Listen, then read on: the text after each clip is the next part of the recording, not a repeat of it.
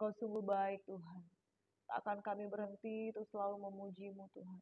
Mengawali tahun 2024 kami tidak sanggup jika berjalan di luar Engkau. Dan jika Engkau tidak berjalan bersama dengan kami, jangan biarkan kami berjalan sendiri. Bapa di surga, di dalam nama Yesus Tuhan, tahun 2024, tahun yang kami percaya diberkati Tuhan. Sekalipun kami tidak melihat, namun kami percaya tahun-tahun yang kami lalui, yang selama ini Engkau sudah tolong, dan kami percaya Tuhan pasti akan terus menolong.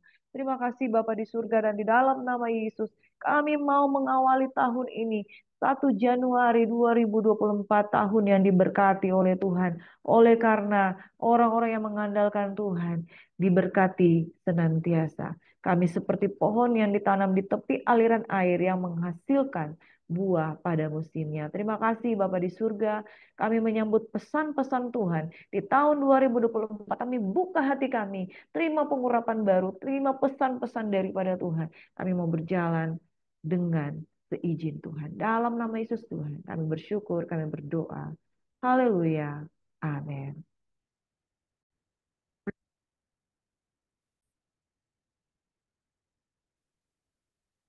Satu ayat firman Tuhan yang dijadikan satu pujian, saudara yang diberkati, oleh Don Moon dan kemudian diterjemahkan oleh Bapak Weliar Kauntu. Bila engkau tidak besertaku, bila engkau tidak berjalan di depanku, aku tidak mau berjalan. Demikian firman Tuhan mengatakan, saudara yang diberkati oleh Tuhan Yesus Kristus, jikalau bukan Tuhan yang di depan kita, yang memimpin kita lewat tiang awan, tiang api seperti bangsa Israel ketika keluar dari Mesir, kita tidak mau berjalan. Sebab jikalau bukan Tuhan yang berjaga-jaga, jikalau bukan Tuhan yang mengawal kota, sia-sia pengawal berjaga-jaga.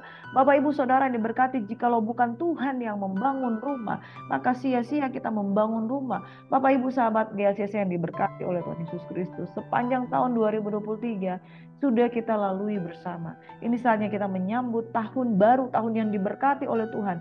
Bless the new year. Reaching forward to the things which are ahead. Jadi kejarlah apa yang di hadapanmu, berlari-larilah kepada panggilan Tuhan yang Tuhan sudah sediakan. Jikalau engkau tidak berjalan di depanku, aku tidak mau berjalan Tuhan. Dan biarlah Tuhan berjalan di depan kita tahun 2024.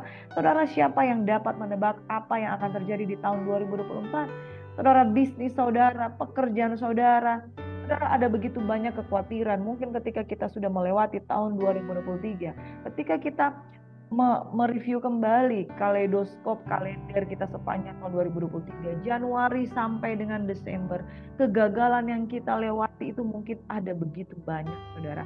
Namun satu hal, saudara yang diberkati oleh Tuhan Yesus Kristus, jangan engkau memandang rendah dirimu sendiri, karena tangan Tuhan itu selalu tersedia bagi orang yang mau bersungguh hati mengandalkan Tuhan. Mari kita ucapkan selamat tinggal tahun 2023. Saudara, apapun yang sudah menjadi kegagalan kita di tahun yang kemarin, sudah lupakan saja. Belajar untuk menerima diri sendiri, belajar untuk percaya bahwa Tuhan akan menyertai kita. Saudara, katakan goodbye 2023, welcome tahun 2024. Saudaraku yang diberkati oleh Tuhan Yesus Kristus, tidak mudah untuk melangkah ke satu step yang berikutnya kalau kita belum selesai dengan step yang sebelumnya. Di tahun 2023 mungkin ada banyak PR yang belum kita selesaikan. Ada juga orang yang bersikap, udahlah masa bodoh, kita 2023 udah banyak gagal, ngapain juga kita mau melangkah di tahun 2024, bisa saja kita nggak akan berhasil. Saudara, kalau ketika kita memulai segala sesuatu dengan kekecewaan, ketika kita mulai segala sesuatu dengan merasa diri gagal, dengan merasa diri tidak mampu, dengan merasa diri sudahlah, Tuhan sama aja tiap tahun seperti ini juga. Nah, saudaraku yang diberkati oleh Tuhan Yesus Kristus, 2023 ada kemenangan di sana. Mungkin tidak semua kita mengalami kemenangan, tetapi Tuhan ada di sana. Tuhan ada di sana. Kalau kita gagal, firman Tuhan katakan pencobaan-pencobaan yang kita alami adalah pencobaan biasa yang tidak melebihi kekuatan kita. Dan keinginan kita sendiri, kitab Yakobus yang katakan, kita dicobai oleh keinginan kita sendiri. Kalau keinginan kita benar di hadapan Tuhan, gak mungkin Tuhan akan tinggalkan. Tapi kalau keinginan kita gak benar, itulah mungkin kita akan mengalami yang namanya ditegur Tuhan. Kita akan mengalami yang namanya proses, kita akan mengalami bagaimana dibentuk oleh tangan Tuhan yang kuat. Nah, saudaraku yang diberkati, yuk jangan ragu untuk mengatakan, selamat datang tahun 2024. Saya percaya ada berkat di sana. Amin, saudara. Optimis. Sekalipun 2023 ada banyak hal yang mungkin kita harus remedial. Remedial mengulang kembali hal-hal yang kita gagal. Tapi tahun 2024 bikin komitmen yang baru. Saudaraku yang diberkati, apa resolusi kita untuk menyambut tahun 2024? Ingat bahwa Tuhan ada di setiap musim kehidupan kita. Dia ada di tahun 2023. Dia juga sudah menunggu di tahun 2024. Asal kita dengan percaya dan sungguh hati kepada Tuhan. Welcome 2024. Saudara, ada hal-hal yang harus kita tinggalkan di tahun 2023 dan memulai satu resolusi yang baru di tahun 2024. Mari kita menyambut 2024 dengan satu sikap yang optimistik. Kita mau meninggalkan hal-hal yang berikut. Mungkin saudara punya teman dan hubungan yang toksik. Saudara, teman dan hubungan yang toksik, kadangkala ketika kita sudah bergaul dengan seseorang, terus ada ill feel, udah mengalami yang namanya sakit hati. Orang biasanya kalau udah mengalami yang namanya sakit hati, wah saya sudah nggak bisa lagi dengan orang ini. Saya udah trauma dengan orang ini. Kalau saya berbuat begini, pasti dia akan begini. Ada hubungan-hubungan yang kita berhasil, ada hubungan-hubungan juga yang kita tidak berhasil. Mungkin engkau mengalami ketidakberhasilan dalam hubungan pacaran, ketidakberhasilan hubungan dengan hubungan suami istri. Hubungan yang toksik, semakin kita berusaha untuk melekat, semakin sakit. Karena udah ada trauma di dalam, udah ada saling menyakiti di dalam, dan udah saling tahu. Makanya kenapa ada orang memilih untuk, udahlah pisah aja. Karena dengan yang satu ini, udah gak mungkin ketemu. Udah gak mungkin bisa saling menerima satu dengan yang lain. Udah tahu nanti ujung-ujungnya kayak mana, pasti bertengkar. Karena saya udah tahu reaksinya, kalau saya begini reaksinya pasti sama. Dan saudara, teman dan hubungan yang toksik karena disebabkan karena pernah tersakiti, kemudian karena tidak mau berubah, siklusnya akan berubah, siklusnya akan kembali ke pola yang sama. Di mana ada pertengkaran, ada kemudian berdamai, kemudian bertengkar lagi, dan begitu terus. Kemudian akhirnya kita sampai pada satu kesimpulan, hubungan ini udah nggak bisa lagi gitu. Saudara pernah mengalami hal itu? Mungkin tahun 2023 adalah tahun yang berat buat saudara karena mengalami hubungan yang toksik. Berdoa kepada Tuhan, tidak ada yang tidak dapat disembuhkan. Nanti kita akan belajar pesan-pesan Tuhan di tahun 2024. Lalu kita ucapkan selamat tinggal pada hal yang berikut. Memaksa orang lain berubah sesuai keinginan kita. Siapa sih orang yang kita pengen rubah? Kebanyakan adalah orang-orang yang paling dekat dengan kita. Entah itu suami, entah itu anak, entah itu teman kantor, teman pelayanan. Kita udah tahu nih kelakuannya seperti apa. Pengen kita rubah. Padahal mungkin dia sendiri ingin merubah kita. Dan karena keinginan ingin berubah satu dengan yang lain, sikap rasa tidak puas menyimpan kesakitan di dalam diri. Saudara, memaksa orang lain berubah baik, tetapi memaksakan segala sesuatu belum pada timingnya, kadangkala itu akan saling menyakiti satu dengan yang lain. Ujung-ujungnya toksik juga. Saudara, ucapkan selamat tinggal juga pada hal yang ketiga. Banyak orang yang belum melangkah, udah ragu. Wah, saya pasti nggak bisa nih. Salah satu hal yang membuat kita merasa kita tidak mampu karena kita melihat diri kita sendiri terus dibandingkan dengan orang lain. Saya punya anak perempuan umur 12 tahun.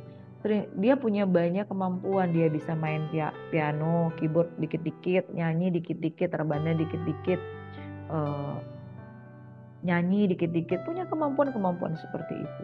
Dan mendorong anak yang berumur 12 tahun untuk maju itu nggak gampang, saudara. Lebih banyak dia berkata, Queen gak bisa mama, Queen malu mama. Kemudian dia masuk, kemudian memiliki komunitas teman-teman yang baik, yaitu positive vibes yang selalu mengatakan, ayo kamu bisa Queen. Lalu kemudian dia memiliki confidence untuk maju. Jadi sekalipun dia ragu, dia bilang, mama adik mau ikut singing competition. Ayo kamu bisa, yuk kita latihan yuk. Adik memang masih belum mahir, tapi gak apa-apa, ayo belajar. Saudara, tidak mudah untuk membuat perubahan posisi dari meragukan menjadi percaya diri. Tapi itulah yang terjadi. Mungkin itu terjadi di tahun 2023. Mulai ragu dengan kemampuan diri sendiri dan tidak percaya diri. Akhirnya kita nggak mencapai goal-goal yang sudah kita tetapkan. Kemudian mementingkan pendapat orang lain tentang diri kita. Orang lain berkata, kamu nggak bisa, kamu nggak mampu, kamu tuh bodoh, kamu tuh nggak pernah bisa berhasil. Itu membuat kita down, saudara. Down, kemudian mencapai titik-titik terendah karena nggak merasa mampu. Kadangkala juga kita komplain atau menyalahkan orang lain dan keadaan. Nah, saudara yang diberkati, ini sangat sering terjadi, yaitu komplain. Saya jujur mengalami hal itu, saudara. Ketika menghadapi sesuatu yang nggak sesuai dengan mau saya, komplain, menyalahkan diri, menyalahkan orang lain. Dari sini kita belajar bahwa tidak semua berjalan sesuai dengan apa yang kita harapkan. Dan tidak semua ketika dia berjalan tidak sesuai dengan harapan, tidak sewaktu-waktu bisa berubah seperti yang kita mau. Saudara, kita bukan tukang sulap yang bisa merubah keadaan ting langsung berubah. Kita pengen doa kita dijawab, kita pengen keadaan finansial kita cepat berubah. Nggak bisa ujuk-ujuk langsung tek berubah. Saudara, jangan gampang komplain atau menyalahkan diri sendiri. Lalu kita mulai membandingkan diri dengan orang lain. Oh, orang lain seperti ini, kenapa saya diperlakukan seperti itu? Iri hati. Iri hati itu buntut-buntutnya adalah merusak mental.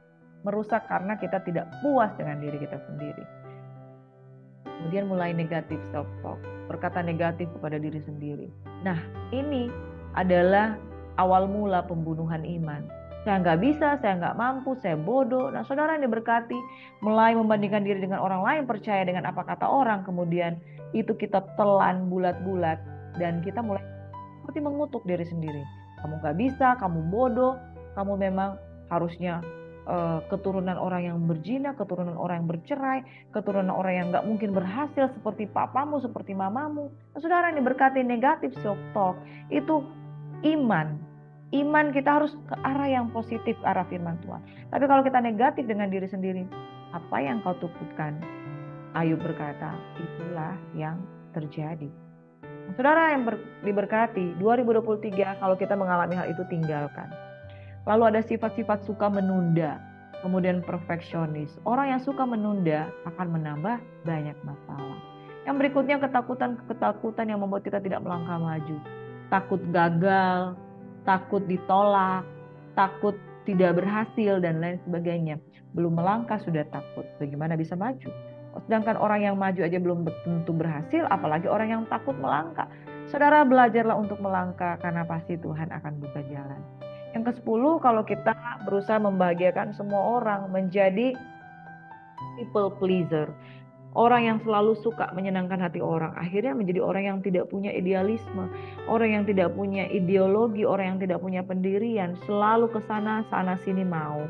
Saudara, jangan juga kita menyalahkan diri sendiri untuk kesalahan masa lalu. Wah, saya sudah melakukan masa lalu, terus kita berkutat dengan kegagalan. Ayo saudara, tanggalkan semuanya itu. Keburukan-keburukan, kebiasaan buruk yang tidak sehat, makan yang tidak sehat, tidak mau olahraga, tidak mau exercise, kemudian tubuh kita menjadi sumber sakit penyakit. Saudara, bolehkah kita meninggalkan hal-hal yang negatif tersebut itu di belakang? Goodbye 2023 dengan segala kelemahan, dan yang baik kita teruskan di tahun 2024, dan kemudian kita mau menjadi lebih baik lagi di tahun 2024. Amin. Mari kita belajar firman Tuhan, pesan-pesan Tuhan memasuki tahun 2024. Saya secara pribadi mendapatkan beberapa pesan Tuhan yang saya pengen share dengan Bapak Ibu Saudara sekalian. Dan ayat firman Tuhan ini yang pertama di dalam Ulangan 31 ayat 8. Sebab Tuhan sendiri, Dia akan berjalan di depanmu. Dia sendiri akan menyertai engkau. Dia tidak akan membiarkan engkau dan tidak akan meninggalkan engkau. Janganlah takut dan janganlah patah hati. Bapak Ibu Saudara yang diberkati oleh Tuhan Yesus Kristus, virus yang paling menakutkan bukanlah COVID, tapi virus yang paling menakutkan adalah tidak percaya, takut, dan tidak punya iman. Saudara yang diberkati oleh Tuhan Yesus Kristus, kenapa dari 12 pengintai hanya 2 orang pengintai yang dianggap layak? 2 orang pengintai ini, Yosua dan Kaleb, dianggap layak untuk masuk tanah perjanjian. Karena mereka belum berperang loh saudara. Mereka belum memiliki army, mereka belum memiliki pasukan, dan mereka belum memiliki persenjataan. Mereka belum berperang, mereka belum memiliki persenjataan, mereka belum memiliki kumpulan pasukan. Tapi Tuhan sudah katakan, engkau berdua yang akan masuk ke tanah perjanjian. Why, saudara? Karena dari 12 pengintai, yang ke-10 membawa kabar busuk, hoax, kabar bohong, kabar yang membesar-besarkan musuh. Membesarkan musuh sekaligus mengecilkan kebesaran Tuhan. Dan takut, tawar hati. Saudara, ketakutan dan tawar hati adalah virus yang paling berbahaya di atas muka bumi ini. Saudara, firman Tuhan berkata, sebab Tuhan, Dia sendiri akan berjalan di depanmu, Dia sendiri akan menyertai engkau, Dia tidak akan membiarkan engkau dan tidak akan meninggalkan engkau. Janganlah takut dan janganlah patah. Bapak Ibu sahabat GSIS yang diberkati oleh Tuhan Yesus Kristus, 2024 Tuhan sendiri akan berjalan di depanmu. Katakan amin. Dia sendiri akan menyertai engkau. Katakan amin. Dia tidak akan membiarkan engkau. Katakan amin. Dia tidak akan meninggalkan engkau. Katakan amin. Jangan takut, jangan patah hati. Patah hati. Ibrani 13 ayat 5. Tuhan tidak sekali-kali akan membiarkan, Tuhan tidak sekali-kali akan meninggalkan engkau. Saudara, orang yang merasa ditinggalkan, orang yang merasa diabaikan Tuhan adalah orang-orang yang tidak percaya. Tapi orang yang yakin bahwa Tuhan menyertai adalah orang-orang yang penuh dengan iman. Saudara yang diberkati oleh Tuhan Yesus Kristus, pada waktu Yesus mati di kayu salib, ya, ke-11 muridnya kocar kacir, yang satu sudah meninggal yaitu Yudas. Ke-11 muridnya kocar kacir, mereka ketakutan, bahkan ada beberapa di antara mereka yang kembali kepada pekerjaannya semula, yaitu menjadi penjala ikan. Yang mereka dari penjala ikan sudah dipanggil menjadi penjala manusia, mereka kembali kepada pekerjaan mereka menjadi penjala ikan. Kemudian Tuhan mendatangi mereka ketika Dia bangkit dari maut. Kemudian Dia datang menghampiri mereka dan katakan, aku lapar, aku ingin makan ikan goreng. Lalu Tuhan melihat mereka juga sedang menebarkan jala, dan jala itu tidak bisa menangkap apa-apa. Lalu Tuhan katakan, bertolaklah ke tempat yang lebih dalam. Bapak Ibu sahabat GACC yang diberkati oleh Tuhan Yesus Kristus, karena mereka tidak mendapat apa-apa, maka mereka melangkah. Saudara, ada banyak orang mereka tidak melangkah karena mereka penuh dengan keberanian, tapi mereka melangkah karena mereka memang tidak punya apa-apa. Berapa banyak di antara kita yang sebetulnya kadang kita berani bertindak karena kebutuhan.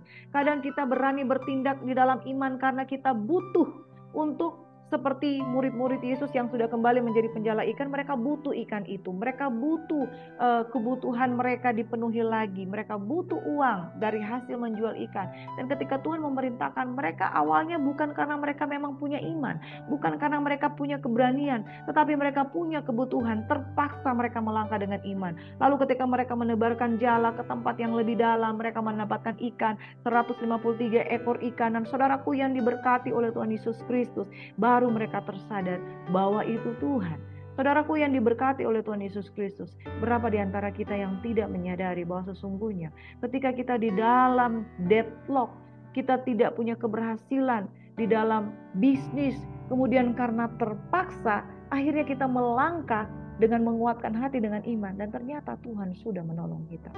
Saudara, tahun 2024, kita tidak tahu bisnismu akan berhasil, pekerjaanmu akan dipromosikan, karirmu akan naik atau tidak. Kita mulai bergantung kepada manusia, kita mulai lobby-lobby dengan manusia, kemudian kita tidak mendapat apa-apa. Nah, saudaraku yang diberkati oleh Tuhan Yesus Kristus, Tuhan ketika murid-muridnya kembali kepada status mereka, pekerjaan mereka menjadi penjala ikan, Tuhan ngerti, Tuhan kejar mereka sampai ke perahu mereka untuk mengingatkan mereka.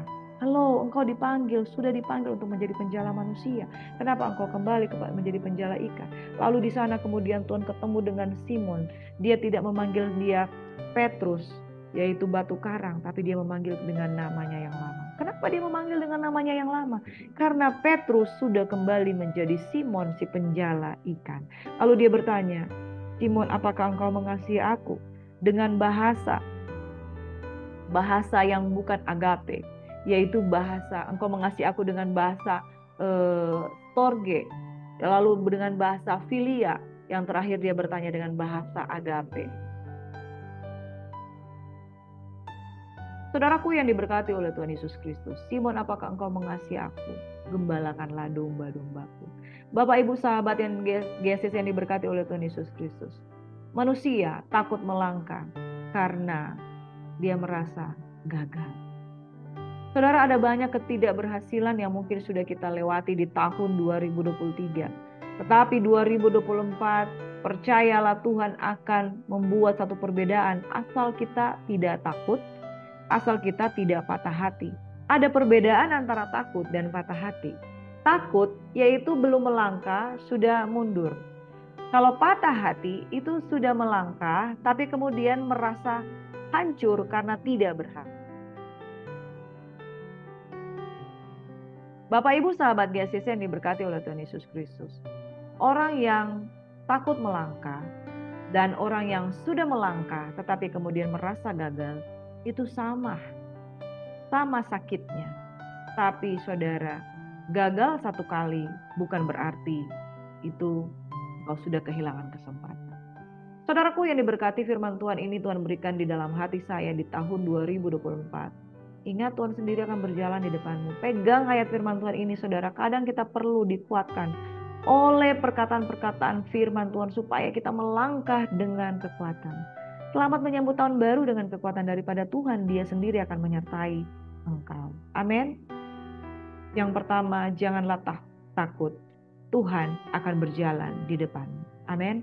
Janganlah takut, Tuhan akan berjalan di depanmu. Saudara, kalau kita masih kanak-kanak, terus kita mau melangkah, kadang ketika umur 3-4 tahun baru belajar berjalan, itu orang tua tuh gak akan pernah lepas. Dia pasti akan pegang tangan kita. Tuhan, dia selalu pegang tangan kita. Dia gak akan pernah lepas. Bahkan murid-murid Tuhan, ke-11 murid yang sudah kembali ke pekerjaan manusia lamanya, saudara yang diberkati, Tuhan kembali mencari mereka dan menguatkan mereka. Ada satu murid yang bernama Thomas, saudara, dia tidak percaya tentang kebangkitan Yesus. Lalu Tuhan sendiri menghampiri dia. Dia berikan tangannya yang berlubang paku, dia bilang, pegang tanganku yang berlubang paku. Saudara, bahkan jika perlu, Tuhan akan memberikan pembuktian kepadamu bahwa dia menyertai engkau. Thomas menjadi seorang yang berhasil dengan imannya setelah Tuhan membuktikan dan menegur dia. Baik bagimu ketika engkau percaya karena melihat, tetapi lebih baik jikalau engkau percaya sekalipun engkau tidak melihat. Saudara, biarlah kita percaya penyertaan Tuhan sekalipun kita belum melihat. 2024 Tuhan menyertai engkau. 2024 Tuhan berjalan di depanmu. 2024 jangan takut, jangan khawatir. Tuhan ada di depanmu. Amin. Yang kedua, saudara, ayat ini waktu saya masuk ibadah akhir tahun, ada satu perjamuan suci. Dan di perjamuan suci ini terdapat, dia bagikan roti yang ada tulisannya. Saya foto roti hosti ini tapi tidak cukup kabur, jadi saya tidak bisa posting. Ayat yang tertulis di sini berkata begini, jangan iri kepada orang jahat, jangan ingin bergaul dengan mereka. Dalam hati saya berkata seperti ini, loh, apa ini? Pengen cari roti yang lain. Masa tahun pun ayat firman Tuhan untuk penguatan ayat seperti ini. Lalu dalam hati kecil saya, Roh Kudus berbisik, jangan iri kepada orang jahat, jangan ingin bergaul dengan mereka.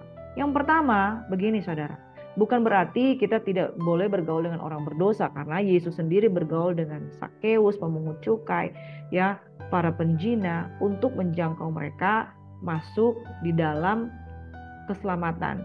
Bahkan Tuhan tidak menolak orang-orang berdosa.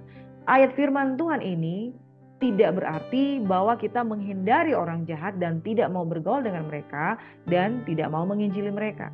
Tetapi yang dimaksud dengan Amsal 24 ayat 1 di sini adalah sekalipun kita mungkin ada di tengah-tengah mereka, tetapi jangan bergaul dengan, jangan menjadi sama dengan pola hidup yang salah, saudara. Bergaul bukan berarti kita kompromi. Bergaul dengan orang berdosa seperti yang dilakukan Tuhan Yesus adalah berdampak, bukan didampaki dengan dosa. Nah, saudara, dan kemudian jangan iri kepada orang yang jahat. Firman Tuhan mengingatkan seperti ini. Bukankah ketika kita hidup di dalam Tuhan dengan sungguh-sungguh, kadangkala mata kita melihat keluar, rumput tetangga jauh lebih hijau dari rumput di rumah sendiri. Ketika kita mau hidup benar, kita lihat ada orang lain yang tidak sungguh-sungguh dengan Tuhan, tidak hidup benar dengan Tuhan. Loh, mereka juga kok diberkati. Mazmur 73. Orang yang iri hati dengan orang yang biasa-biasa saja, yang tidak mau sungguh-sungguh dengan Tuhan, tapi hidupnya kok kelihatan senang-senang aja, akhirnya memberi pengaruh di dalam diri kita. Ya udahlah, kita biasa-biasa aja. Mereka biasa-biasa aja bisa naik ke mimbar. Mereka biasa-biasa aja juga bisa memuji menyembah Tuhan tanpa prepare. Mereka bisa naik memuji menyembah Tuhan. Kemudian mereka menyembah Tuhan, latar belakangnya jarang berdoa, jarang memuji menyembah Tuhan. Tetapi ketika memuji menyembah Tuhan di mimbar, suaranya bagus, jemaatnya banyak yang hadir dan suka dengan worship leader seperti ini, ya. Padahal orang-orang yang seperti ini udah tidak hidup sungguh-sungguh dengan Tuhan, atau iri hati kepada orang yang benar-benar jahat. Mereka kehidupannya tidak mau menerima dan percaya kepada Tuhan Yesus. Mereka hidup mungkin dengan gaya hidup yang jahat, kompromi dengan dosa, kompromi dengan dunia. Tetapi kok kelihatan mereka tetap diberkati. Sama seperti ketika Bani Asaf iri hati dengan orang dunia. Kenapa mereka juga diberkati? Akhirnya dengan sikap hati seperti itu, mengurangi kesungguhan dan ketulusan hati kita di dalam melayani. Mengurangi integritas kita di dalam menjaga hidup. Mengurangi integritas kita di dalam memberikan yang terbaik bagi Tuhan. Mengurangi integritas kita di dalam berkorban bagi Tuhan. Jangan iri hati kepada orang yang jahat. Jangan iri hati kepada orang yang mereka juga kelihatannya berhasil dan tetap hidup seenaknya. Tapi Tuhan, ya kelihatan Tuhan juga mengampuni mereka. Saudara, kalau engkau mau hidup benar dengan Tuhan, sungguh-sungguh dengan Tuhan, ya sudah, sungguh-sungguh. Gak usah terpengaruh dengan orang. Apakah orang itu dia sungguh-sungguh bertobat atau dia sudah bertobat tetapi masih main-main. Kadangkala saudara, ketika kita terkompromis, ketika kita terkontaminasi dengan pikiran seperti ini, akhirnya kita berpikir gak perlu sungguh-sungguh dengan Tuhan. Karena sungguh-sungguh dengan Tuhan, orang lain juga bisa. Saudara yang diberkati oleh Tuhan Yesus Kristus, saya mengalami ini saudara. Bagaimana awal-awal bertobat itu penuh dengan kesungguhan yang penuh, kesungguhan yang totalitas, tidak mau terkontaminasi dengan apapun. Tetapi saya menyadari ketika firman Tuhan ini mengingatkan, saya flashback ke belakang. Kita terpengaruh dengan orang-orang di sekitar kita. Kita terpengaruh dengan orang-orang yang ketika dia melayani itu nggak total. Akhirnya kita mulai, ya udahlah, kompromikan kerajinan kita. Saudara, jangan iri kepada orang jahat yang betul-betul sungguh-sungguh melakukan kejahatan yang belum percaya kepada Yesus. Jangan iri juga kepada orang yang jahat bahwa sekalipun mereka sudah mengenal Tuhan, tapi tidak sungguh-sungguh dan tidak berkorban dengan sungguh-sungguh dan tidak mau hidup di dalam kehidupan yang kudus, yang berkenan kepada Tuhan. Mereka dicemarkan di dalam pelayanan, tidak menjaga kekudusan. Jangan iri kepada orang-orang seperti itu. Sebaliknya, kerjakanlah dengan setia. Keselamatanmu dengan takut dan gentar, gak perlu lihat orang. Saudara, dan jangan ingin bergaul dengan mereka. Alkitab mencatat beberapa ayat, saya catat di sini saudara. Hal-hal yang dilarang Tuhan untuk kita bergaul dengan orang-orang seperti ini. Bukan berarti, sekali lagi, bukan berarti kita seperti orang-orang Farisi yang berkata kepada Yesus, Yesus ini bergaul dengan pemungut cukai, bergaul dengan Sakeus, bergaul dengan Matius, bergaul dengan orang-orang berdosa, bergaul dengan penjina, bergaul dengan perempuan yang kedapatan berzina. Dan saudara, bukan seperti konteks ini. Tuhan berkata, jangan bergaul dengan orang jahat yang tidak membutuhkan pertobatan.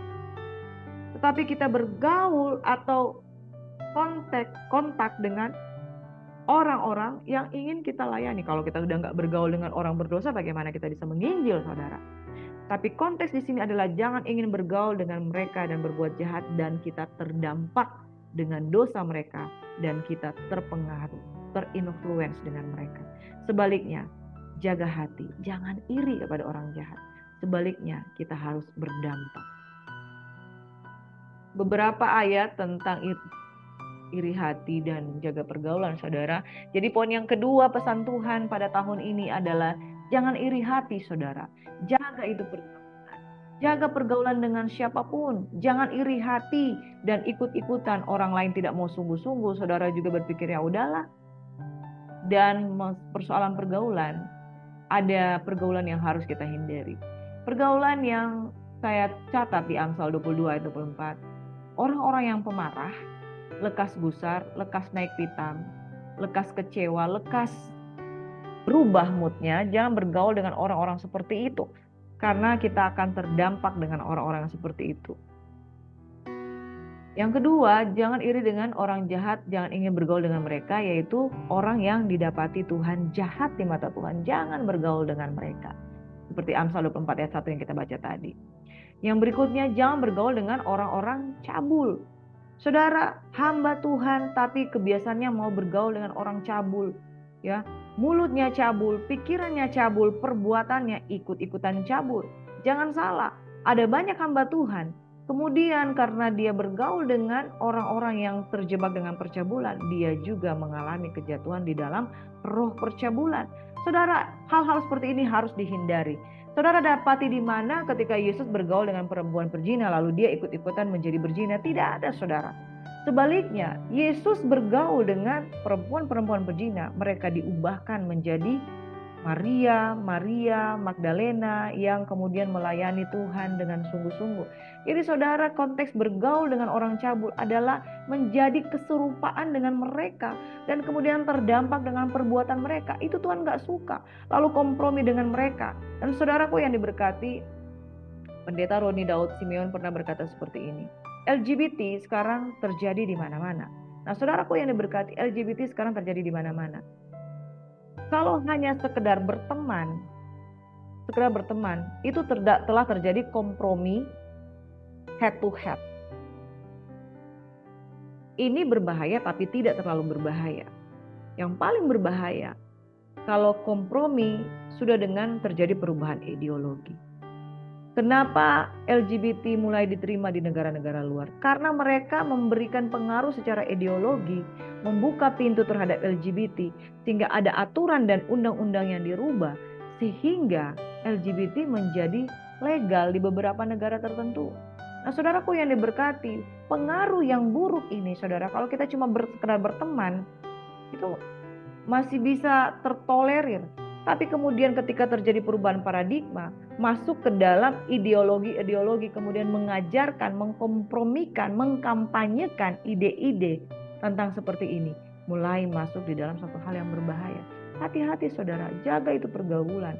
Jangan karena pergaulan saudara kemudian terkontaminasi dengan ideologi-ideologi yang kemudian dapat merubah keputusan-keputusan bangsa dan kemudian merusak satu kehidupan moral sebuah bangsa.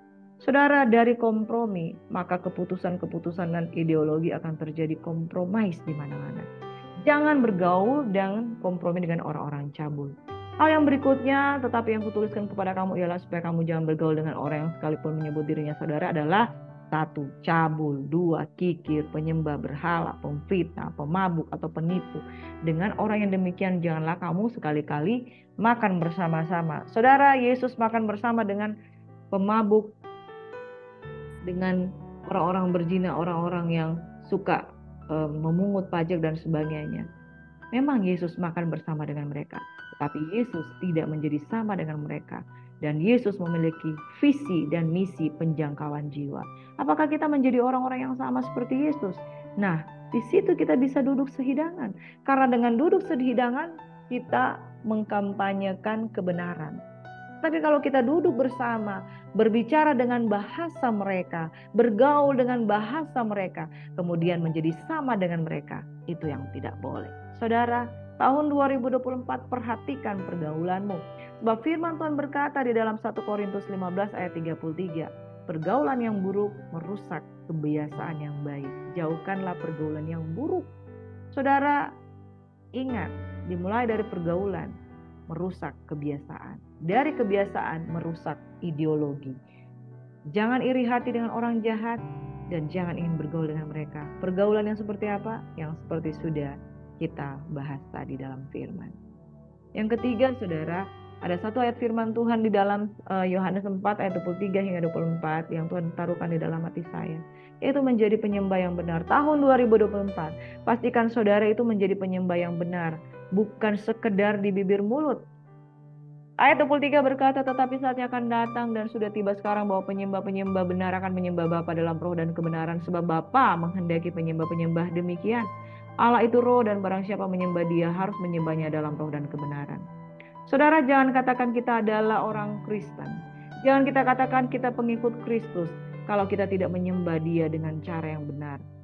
Ayat 23b berkata, Bapa menghendaki penyembah-penyembah demikian. Penyembah yang seperti apa? Dalam roh dan dalam kebenaran. Saudara, sekedar memuji menyembah Tuhan masuk di dalam zona ibadah, di dalam gereja setiap hari Minggu, kemudian memuji dengan sorak-sorai dan dengan penuh semangat, itu tidak cukup menjadikan kita penyembah yang benar.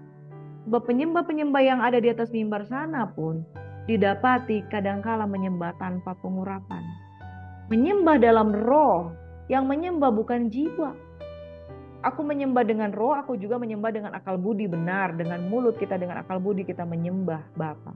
Tetapi penting di hadapan Tuhan, Bapa menghendaki penyembah-penyembah demikian, yaitu dalam roh, dalam kebenaran, dalam firman Tuhan, dan dalam spirit. Saudara, kita kalau belum lahir baru belum ganti spirit.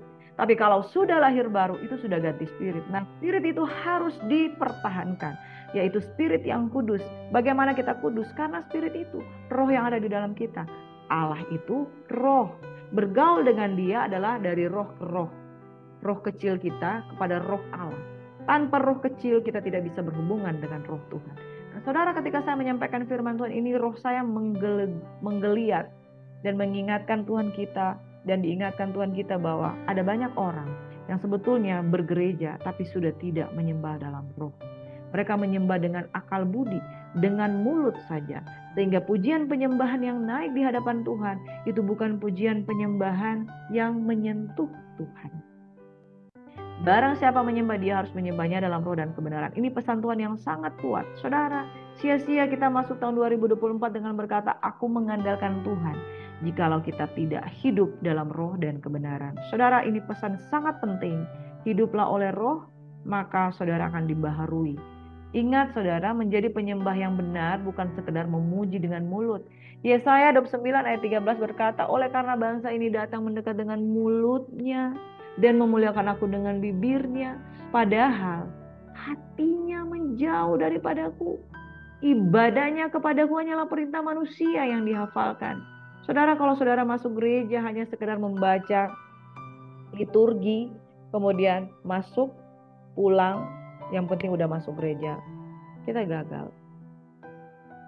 Bangsa Yahudi saja, ketika mereka beribadah, kurang banyak korban yang mereka persembahkan. Waduh, banyak sekali saudara. Tapi Tuhan katakan, mendekat dengan mulut, memuliakan aku dengan bibirnya, hatinya ternyata nggak dibawa. Saudara pergi ke gereja, mulut menyembah, tangan terangkat, tubuh ada di sana, berpakaian bagus, tapi hatinya nggak ada di sana. Itu Tuhan sangat tidak suka. Karena hati itu berbicara tentang hati yang diubahkan, karena Tuhan memberikan rohnya di dalam diri kita. Saudara, kita ketika Adam dan Hawa mati, roh kita sudah mati. Dan ketika kita di dalam Kristus, kita dihidupkan oleh rohnya. Dan saudara, oleh rohnya ini kita berhubungan roh ke roh dengan Tuhan. Dan jangan sekedar beribadah karena hafalan. Saudara, kalau mau menikmati firman Tuhan, sungguh-sungguh dari hati. Amos 9 ayat 11 berkata, pada hari itu aku akan mendirikan kembali pondok Daud yang telah roboh, aku akan menutup pecahan dindingnya, dan aku mendirikan kembali reruntuhannya, aku akan membangunkannya kembali seperti di zaman dahulu kala. Penyembahan Daud adalah sesuatu yang sangat membekas di hati Tuhan. Penyembahan dalam roh dan kebenaran itu betul-betul penyembahan yang hidup. Dan penyembahan yang dilakukan oleh Daud itu penyembahan yang disukai, bahkan ketika raja sudah berganti dan kemudian bangsa Israel maupun Yehuda sudah dibuang ke pembuangan, Tuhan masih merindukan sosok Daud. Karena Daud yang berhasil membangun hubungan roh ke roh dengan Tuhan. Di perjanjian lama, di Amos 9 ayat 11, diulang di dalam perjanjian baru, Kisah Rasul 15 ayat 16. Kemudian aku akan kembali dan membangunkan kembali pondok Daud yang telah roboh, dan runtuhannya akan kubangunkan kembali dan akan kuteguhkan. Bapak Ibu, sahabat GSCC yang diberkati Tuhan. Sia-sia kita mengandalkan Tuhan di tahun 2024 hanya dengan mulut dan bibir dan lidah, tapi tanpa hati. Saudaraku yang diberkati oleh Tuhan Yesus Kristus, 2024 pertobatan harus terjadi. cara kita melayani Tuhan, cara kita mendekati Tuhan, cara kita menyembah Tuhan. Ada banyak orang-orang yang sesungguhnya melayani tanpa hubungan roh dengan Tuhan. Itu adalah hal yang berbahaya, sebab engkau sudah ditolak oleh Tuhan. Mari jangan sampai Tuhan menolak kita. Ini waktunya untuk berbalik kepada Tuhan. Sampaikan firman Tuhan lewat pujian penyembahan. Dan saudara yang terbiasa melayani di mimbar, peringatan bagi engkau dan juga saya, jangan melayani asal-asal. Tuhan tidak suka. Amin. Saudara yang diberkati, usah mati setelah menyentuh tabu Tuhan dengan tidak hormat. Rohmu mati ketika engkau menyentuh tabu Tuhan dengan tidak hormat.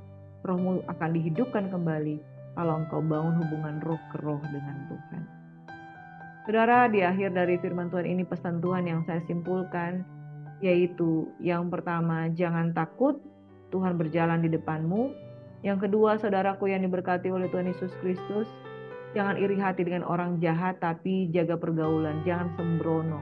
Yang ketiga, saudaraku, jadilah penyembah yang benar, yang menyembah Bapa dalam roh dan kebenaran.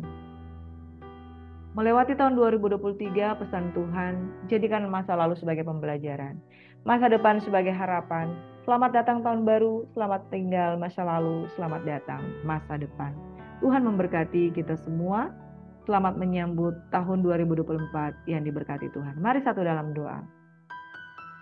Kami semua diberkati. Diberkatilah buah kandungan kami, diberkatilah adonan roti kami, diberkatilah lumbung-lumbung kami, diberkatilah hasil usaha pekerjaan kami, diberkatilah tubuh jasmani kami, kesehatan, kekuatan, mulai dari organ-organ tubuh, Bapak Ibu yang diberkati Tuhan pada saat ini, yang mengangkat tangan, mereka yang sakit jantung disembuhkan, mereka yang sakit stroke disembuhkan, mereka yang sakit asam lambung disembuhkan, mereka yang sakit pikiran disembuhkan, mereka yang depresi disembuhkan, mereka yang mengalami kegagalan jantung disembuhkan, mereka yang mengalami kegagalan ginjal disembuhkan, mereka yang mengalami kecelakaan dipulihkan, mereka yang berbeban berat dipulihkan, mereka yang mengalami masalah-masalah psikologis dipulihkan, mereka yang mengalami masalah-masalah hubungan dengan istri dipulihkan, dengan suami dipulihkan, dengan anak dipulihkan, mereka yang mengalami ketergantungan dengan obat-obat terlarang, mengalami kelepasan, mereka yang terikat dengan dosa percabulan, mereka mengalami pemulihan kelepasan di dalam nama Yesus, mereka yang terikat dengan masalah keuangan, utang dan lain sebagainya dipulihkan dalam nama Yesus Kristus Tuhan. 2024 tahun pemulihan, Tuhan ada di depan kami. Jangan takut, jangan gagal, dan jangan tawar hati, sebab Tuhan menyertai kami. Tuhan kiranya memberkati dan melindungi engkau. Tuhan menyinari engkau dengan wajah-Nya dan memberikan engkau kasih karunia. Tuhan menghadapkan wajah-Nya kepadamu dan memberikan engkau damai sejahtera. Bless, bless, bless. Urapan baru, urapan baru, urapan baru. Bahkan hidup takut akan Tuhan ada dalam kehidupan kami. Kami hidup oleh roh dan menyembah Bapa dalam roh dan kebenaran. Dalam nama Yesus, urapan baru terjadi, dilepaskan, diberkati untuk kami semua yang percaya kepada Tuhan. Semua yang diberkati Tuhan, percaya diurapi Tuhan. Dengan roh yang bernyala-nyala melayani Tuhan, sama-sama katakan haleluya.